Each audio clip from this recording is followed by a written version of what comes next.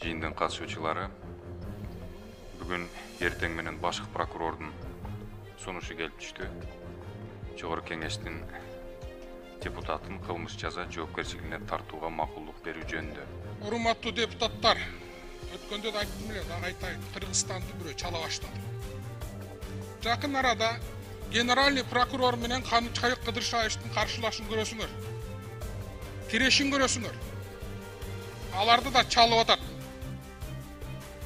ГКМБ граждандар уксун деген мыйзамга ген прокурор көчөгүнө каршы чыкты. Ген прокурор каршы чыкты. Эми Адахан Кимсанбаев өзүбүздүн коллегабызды монту алып келип, шашылыш түрдө берген атабыз. Талап Турдумаматович, сиз да кулгунтук көргөнсүз. Исхак Абсаматович да кулгунтук көргөн, жаткан. Ажообуз да абабыз да, Камчыбек Кыдыршаевич да жаткан. Мындан бир сабак алабызбы же жок?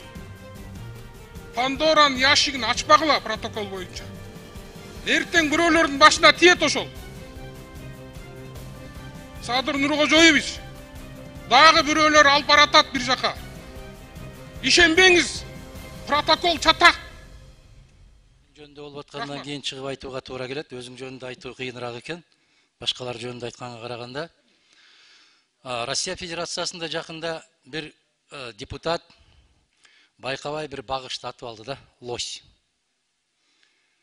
Ошону жоопкерчиликке тартуу боюнча баш прокурор өзү келди. Мамлекеттик думага баш прокурор өзү келди. Бул мамлекеттик думанын деңгээли, ошол эрежеси ушундай.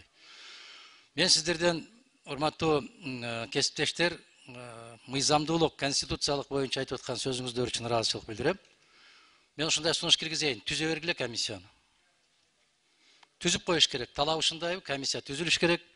Кандай форматта түзүлөт, кандай принцип менен түзүлөт, түзүлүшү керек. Бирок баш прокурордун авиринде болсун. Бул заман тез эле өзгөрөт. Булут кетет, жаркыраган күндөр келет. Ошол баш прокурор эртең ушундай деген шылтоон айтат. Мен жок элем, орун басарларым ушундай кылып коюптур деген шылтоон айтат. Азыр Балбак Зарлыкович айтып аткандай, аябагандай бир чоң күчтөр пайда болду. Ошол карама каршылыкты мүмкүн болушунча курчтууга, күчөтүүгө жасалып аткан аракеттер. Мына ошол жалаң бүтүн Кыргызстандын мүчөлөрү, бүтүн Кыргызстандын депутаттары мына ушундай абалга кабылгандыгынын бирден бир себеби бул саясий гана көз караш. Бул жакшылыкка алып келбейт. Кеп мен жөнүндө болуп аткандыгы үчүн айтып аткан жокмун, дагы бир жолу кесиптештер суранам. Ар бир киши жараткан маңдайына жазганын гана көрөт, пендеси эч нерсе жасай албайт. Боло турган иш болот.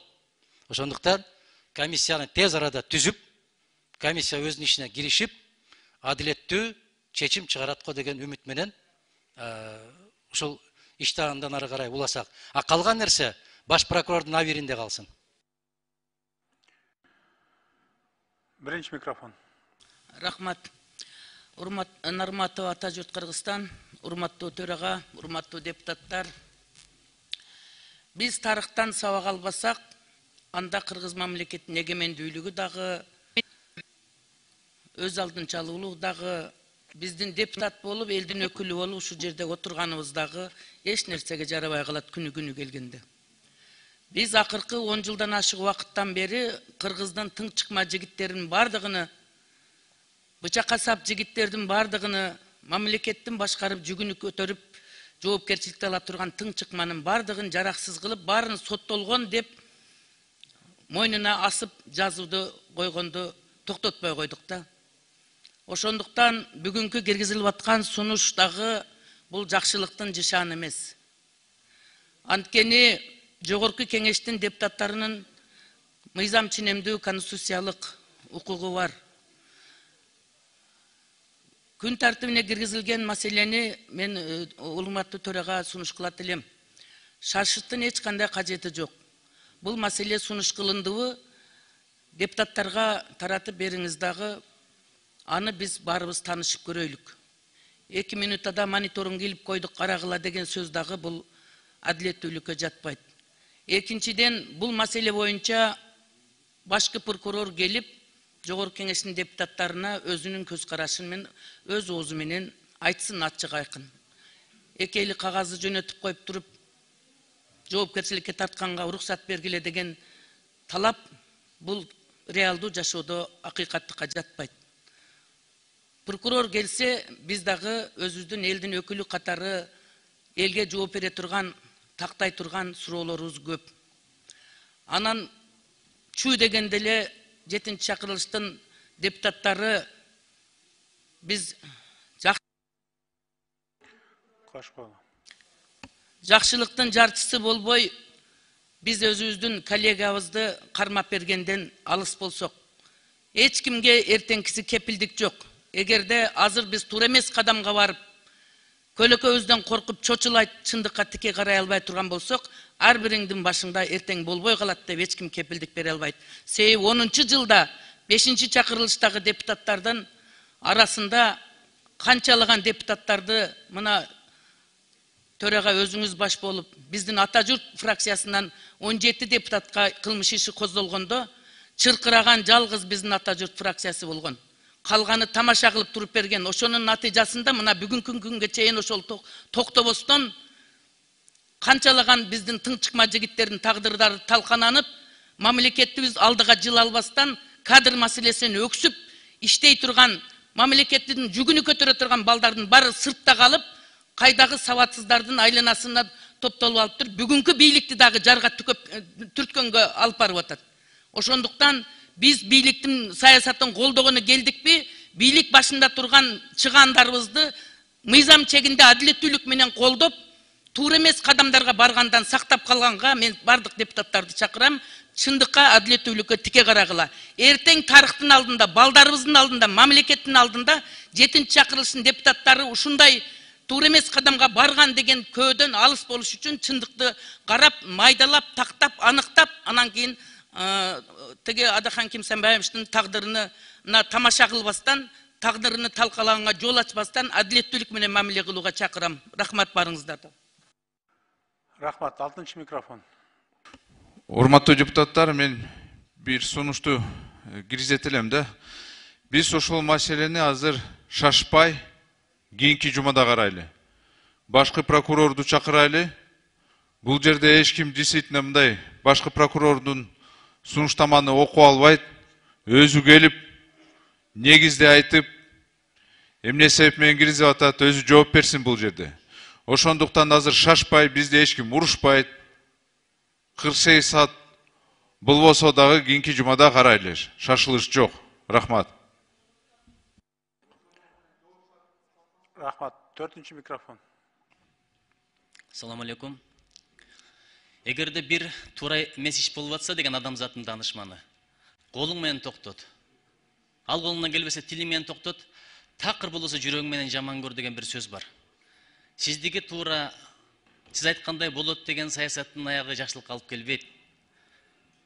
Чындап мамлекет башчысын колдошубуз керек, бирок мындай жол менен эмес. Айтайын дегеним, Абдырайым Шама деген чоң залкар адам өткөн, ошонун бир сөзү бар. Өсөр элдин балдары бирин-бири колдошот дейт. Өспөс элдин балдары бирин-бири кордошот дейт. Эгерде бул маселе көтөрүлө турган болсо, биз көп суроолорго жооп беребиз. Срок исковой давности деген бар. Бул киши ал документке качан кол коюп берген, андан бери канча бийлик өттү, эмне үчүн алар козгобой, силер козгойсуңар деген маселеге кантип жооп беребиз? Канча адамдар көз көрүнө ууру деген аты бар, коррупционер деген аты бар. Алар тынч жүрөт, келип ушуну көрдүңөрбү деген суроого кантип жооп беребиз?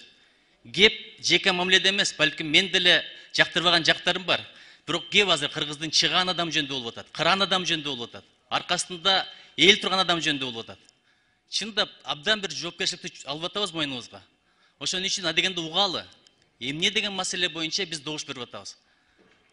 Адебиз бу дейбиз, Адахан Кимсанбаевич кыргыздын азыркы мезгилдеги чоң саясатчылардын бири. Таасирдүү инсандардын бири, резонанстуу иш. Ошого билели, угалы, түшүнөлү, андан кийин бир чечимге келели. Кеп биз депутат болуп карга карганын көзүн чукпайт дегенде эмес, кеп адилеттүүлүктө болуп атат. Мен ишенем азыр мамлекет башчыбыз даанышман инсан, туура маалыматтар негизинде туура чечип чыгарат деп. Чоң рахмат. Рахмат. 3-чы микрофон. Рахмат. Манас округунан номер 20-чы. Астанбек Жумабеков. Урматтуу депутаттар, туура бардыгыбыз мыйзамга таянып атабыз. Мыйзамдуу иш аракеттерди жасайбыз деп бардығыбыз айттық да. Мен де қошыламын. Бирок ошол мыйзамды талап кылсак, мына азыр тийиштүү комитеттин төрагасы регламентте так жазылган 140-чы беренени айтып кетти, ошого көңүл бурбай калдык да. Мен кайталап коеюн, урматтуу депутаттар. Бул нары дейбиз, бери дейбиз. Бул регламенттеги берени 140-чы берени аткарылыш керек. Ошонун негизинде жана сиздер жогоруда айтып аткан маселелердин бардыгы убактысы келгенде ошондо ушул жерге отурган ген прокурор болобу, ким болобу, ошондо суроо берилет. Бирок ага чейинки процедуралык маселени биз аткарышыбыз керек. Эгерде ал аткарылбай калса, анда мыйзам бузулат. Биз өзүбүз мыйзамды бузган болобуз. Ошонун негизинде мен дагы ошо беренен бир окуп кетейин, көңүл буруп койсоңуздар. 140-чы берене бүгүнкү колдонуп жаткан регламентте так жазылып атат. Депутатты жазык макулдук берүү жөнүндө маселенин жогорку кеңеш тарабынан каралышынын тартиби 1-чи пунктунда жазылып атат. Депутатты жазык жоопкерчилигине тартууга макулдук берүү жөнүндө башкы прокурордун соттун сунуштамасы келип түшкөндө, мына азыр прокурордун сунуштамасы келип түшүптүр. Жогорку кеңеш атайын депутаттык комиссияны түзүү жөнүндө маселени 48 сааттын ичинде кезексиз тартипте карайт деп турат. Мына бүгүн, эртең биз карашыбыз керек. Бүгүн каралбаса, анда эртең кезексиз жыйынды чакыртып анда карап беришибиз керек. Ошо комиссияны түзүп, ошо түзүлгөн комиссиядагы мына депутаттар кирет ал жерге. Башка сырттан кирбейт эч ким. Депутаттар түзүлгөн комиссия менен ошол аталып аткан депутаттын кылган иши, кылмыш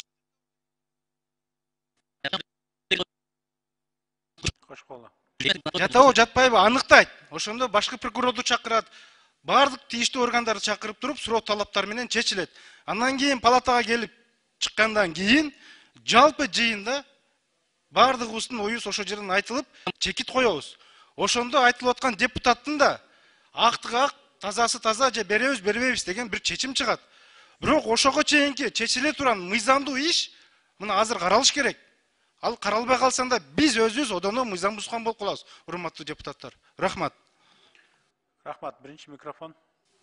Урматтуу төрага, депутаттардан сунуш түштү. Юристтер менен акылдашып, мыйзамдуу ченеминде колго салсаңыз, парламенттин көпчүлүк коллегиалдык орган көпчүлүктүн добушу менен чечилет да. Конкреттүү түрдө Дастан Далыбаев сунуш берди. 1-чи кезекте Камил Абдыразаковна берди. Анан мен бердим. 3-4 депутат сизге сунуш бердик. Ошону добушка салыңыз. Анан ошол боюнча кетейлик жыйынтыгынча. Эмнеге шашабыз? Асман үзүлүп жерге түшүп кетип аткан жок. Адахам Кемсенбаев бир жака качып кетип аткан жок. Мыйзам ченемдүү иш кылайлык. Эртең соңу жер карабайлык. Эми регламентте кандай жазылса дагы регламентте дагы адам жазган. Бирок адамдын тагдыры менен тамаша кылбайлык.